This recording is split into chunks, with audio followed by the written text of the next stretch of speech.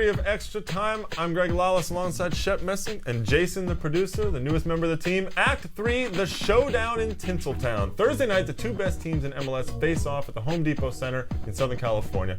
Chivas USA, the runaway leaders in the West, host undefeated Chicago Fire.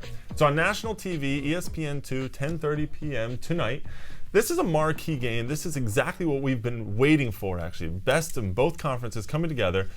Is this the time when Chicago's undefeated streak comes to an end, though? This should be a great game, and the answer to the question, I think, is probably yes. Chivas plays extremely well, at home especially. Chicago, this is their third straight tough game on the road, so fatigue is going to be an issue. McBride, not a youngster. Blanco, not a youngster. Chivas knocking the ball around, keeping possession. I think it's going to be very difficult for Chicago. Is this the end of it? I don't think so. All things point to Chicago losing this game, especially except for the fact that they're undefeated.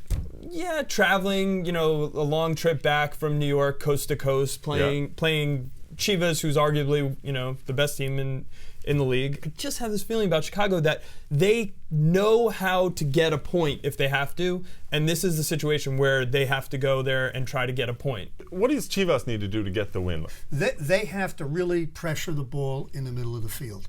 That's where I think Chicago will come into that game, try and play very carefully, stay organized, but if Chivas presses the action, pressures the ball in the midfield, gets forward, I don't think Chicago can sustain it defensively for 90 minutes. Maybe with Nagamura and Marsh pushing up on, say, Logan Paul a lot, that would go one way. What Chicago has the best defense in the league, so I'm not worried about them defensively. I get that Chivas can counter, they get forward fast, they have a lot of good movement. Chicago has a lot of good defenders. They're very well organized in the back, and when they need to, McBride drops in, and they have a great, I guess, base, you'd call it, of defense. So what I think they need to do is really just scratch out a goal. It's not going to be a 0-0 game. I don't see this being a 0-0 game. But I think if they scratch out a goal, they can easily hold Chivas to only one goal. They've got some weapons for Chicago that could do it. And so you're going 1-1 is your score. Or 1-0. I think they can do it defensively. I'll tell you where they're going to score, too. They're going to score on a free kick. You put a free kick in the right situation, Blanco can hit the corners, and Thornton isn't necessarily going to make it across the goal in time. Or you have Conde and McBride in the middle to head the ball. Let's go. We have other games to talk about. Well, there are other games. You're absolutely right. There are some great other matchups going on, especially Columbus's visit to Seattle. It's on Fox Soccer Channel at 10:30 on Saturday night. Ziggy Schmidt's old team coming to the Queen City. Who's going to be more motivated for this, Seattle or Columbus? Well, this also should be a great game. And I don't think the players are really affected. Not the Seattle players, not the Columbus players. But I'll tell you what, Ziggy Schmidt cares about this game, and Vorsia cares about the game. Yeah. So those two guys going against each other, they really care. I think Seattle, coming off the ties that they've had, kind of been disappointed with getting a tie in Dallas.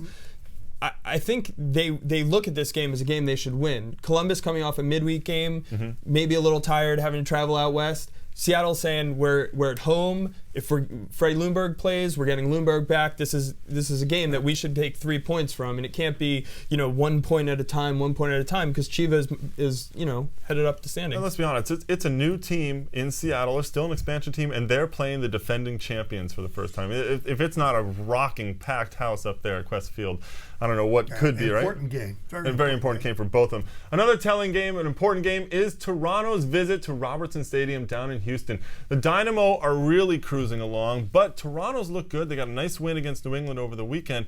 Is this sort of a make or break game for Toronto? Because it seems like it is for me. Is this the game that will say whether Toronto's a contender or a pretender? Well, I think you're right. I think it is a key game for Toronto, but they've done it before. They started out the season getting a victory on the road in Kansas City, hostile crowd. This is going to be the same situation against the Houston team that's won 4 out of 5.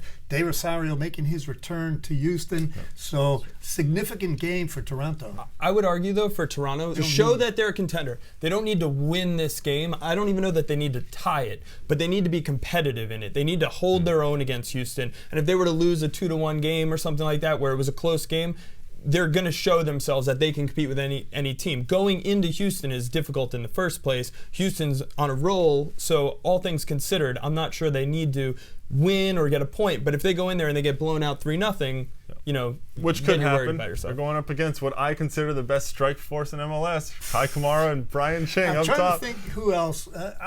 I'll give you Gordon and Landon Donovan. I can't let you go with Brian Ching. Brian Ching I love, but I'm sorry. That's the way I'm going to go on this one. They are the best strike tandem in Montero, MLS what right about now. Montero, We have to come up with That's some. all we McBride, have for you Wolf. on Extra Time this week. But you can email Angel us at and Kanji. extratime@mlsnet.com. Give us your opinions of anything you got, including Jason, the producer. Join us next week and we'll pick it around.